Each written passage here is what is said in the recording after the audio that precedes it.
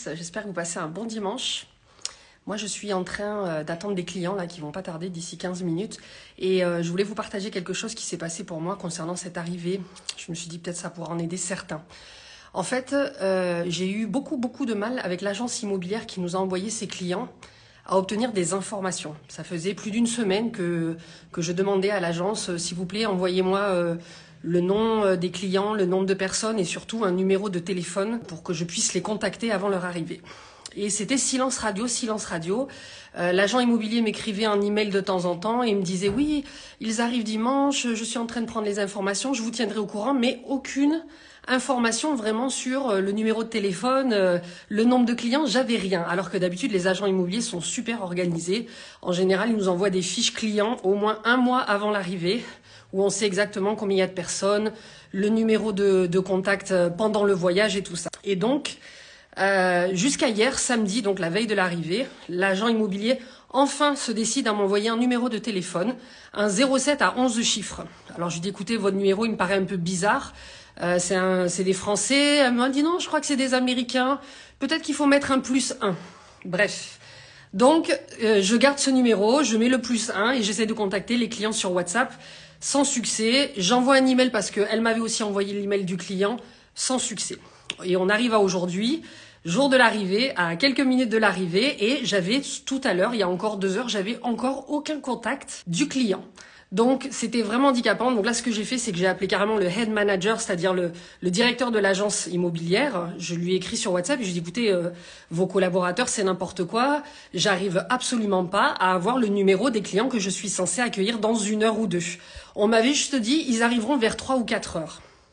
Et moi, je sais par expérience que donner des horaires comme ça, on sait jamais. Les clients, parfois, ils décident en sortant de l'aéroport de s'arrêter manger au restaurant. Parfois, il y a des bouchons. Parfois, enfin, il peut se passer tellement de choses. Donc, par principe, moi, j'aime toujours avoir le contact direct avec mes clients au moins 1 jour ou 2 avant leur arrivée. Parce que je sais qu'après le jour du voyage, entre les décalages horaires, les avions, pas de réseau, ils sont pas joignables forcément tout de suite. Donc j'aime bien me mettre d'accord avec mes voyageurs exactement à quelle heure ils vont arriver et dans quelles conditions. Et moi leur dire que je serai disponible, mais pas non plus toute l'après-midi pour les attendre. Voilà, et donc cet agent immobilier qui tout à l'heure ne me donnait toujours pas le numéro de téléphone, me dit écoutez, je viens de les avoir au téléphone, ils sont en train d'attendre leur voiture, donc vous pouvez compter qu'ils seront là dans 1 heure à la villa. Et là, moi, je lui ai pas dit, mais ça marche pas comme ça. Je vais pas juste aller à la villa parce que, comme je vous dis, je sais très bien qu'il peut se passer 10 milliards de choses entre le moment où les gens sont à l'aéroport et l'arrivée réelle à la villa. Donc, je lui ai dit, écoute, moi, je pars pas de chez moi tant que j'ai pas un numéro de téléphone.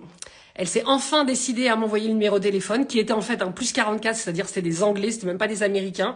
J'ai enfin réussi à être en contact direct avec les clients que je vais accueillir.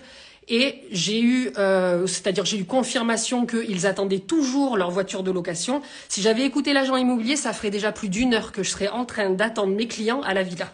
Alors que, en fait, ils vont arriver dans 15 minutes. Je viens juste d'arriver et c'est nickel. J'ai pas à perdre autant de temps, surtout un dimanche, pour attendre des clients parce qu'on m'a mal communiqué leurs informations. Donc tout ça pour vous dire que si vous travaillez avec des agents immobiliers, dès le départ, donnez-leur les bonnes habitudes. Il faut absolument qu'on vous envoie les fiches clients avec le numéro de téléphone qui sera utilisé le jour du voyage. Parce que parfois, on vous donne le numéro de la maison, le numéro du frère ou du cousin. C'est même pas la personne qui arrivera en premier à la villa. Donc ça, c'est très important.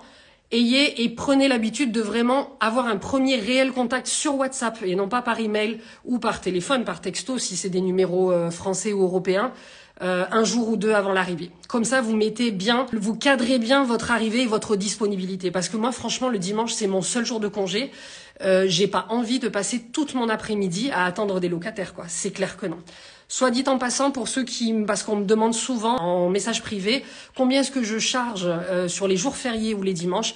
Les arrivées, je les charge au double. C'est-à-dire, ça va dépendre. Parfois, en général, les maisons où il y a vraiment des gros budgets, les gens restent 1 semaine au minimum, je charge ma prestation double. Effectivement, tout le monde est en train de faire un barbecue ou au bord de la piscine et moi, je suis en train d'attendre mes locataires. Alors, c'est vrai qu'il y en a qui vont dire oui, mais c'est des métiers de tourisme. On est censé travailler le dimanche, ça devrait pas être payé double. Oui et non, parce que nous, franchement, on travaille aussi tous les jours de la semaine. Donc souvent le dimanche, il y a rarement des arrivées et des départs. C'est pour nous le seul jour de repos. Donc personnellement, je demande ma prestation en double aux propriétaires. Et quand les propriétaires ne sont pas d'accord, à ce moment-là, ce qu'ils font, c'est qu'ils ferment les départs-arrivées sur les dimanches, parce qu'ils savent que ça leur coûtera double sinon, ou ils demandent un supplément aux voyageurs qui souhaitent arriver un dimanche. Voilà. Bref, tout ça pour dire qu'ils seront là dans quelques minutes et qu'au final, je n'ai attendu que 15 minutes à la villa pour une question d'organisation et je ne serai pas partie de chez moi tant que je n'aurai pas eu le numéro de téléphone de ces clients. C'est-à-dire que s'ils avaient dû attendre que j'arrive devant la porte et se plaindre à leur agent immobilier, eh ben j'aurais dit à l'agent immobilier, écoutez, je suis désolée, ce n'est pas de ma faute, les informations auraient dû venir de votre part bien en amont. Voilà, je vous souhaite un super dimanche et à très vite.